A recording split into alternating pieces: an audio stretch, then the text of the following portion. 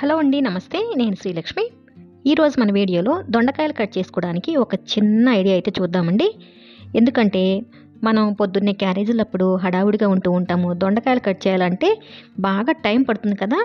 అలాంటప్పుడు ఈ టిప్ అయితే భలే బాగా ఉంటుందండి. ముందుగా దొండకాయలు మనం ఉప్పు నీళ్ళల్లో కాసేపు నానబెట్టి శుభ్రంగా కడగాలి.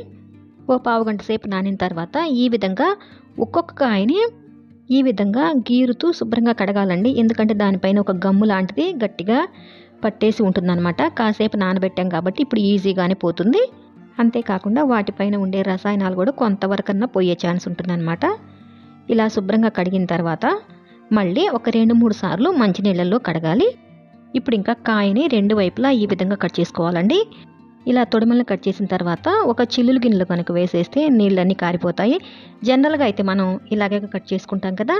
ఇలా కట్ చేయాలంటే చాలా టైం పడుతుందండి.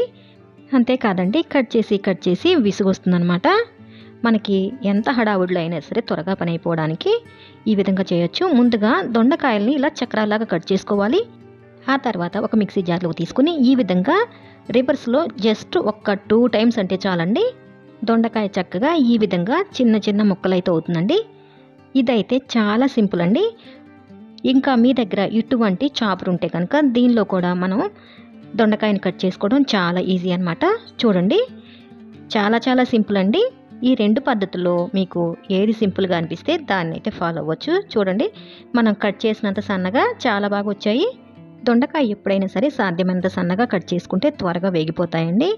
అదే మనం రోటి పచ్చళ్ళు అయితే కనుక నేను ఇందాక చక్రాలు కట్ చేశాను కదండి, అవే డైరెక్ట్గా వేయించేస్తాను. కూరకైతే మాత్రమే ఈ విధంగా సన్నగా కట్ చేస్తాను అనమాట. ఈ వీడియో మీకు హెల్ప్ అవుతుంది అనుకుంటున్నాను.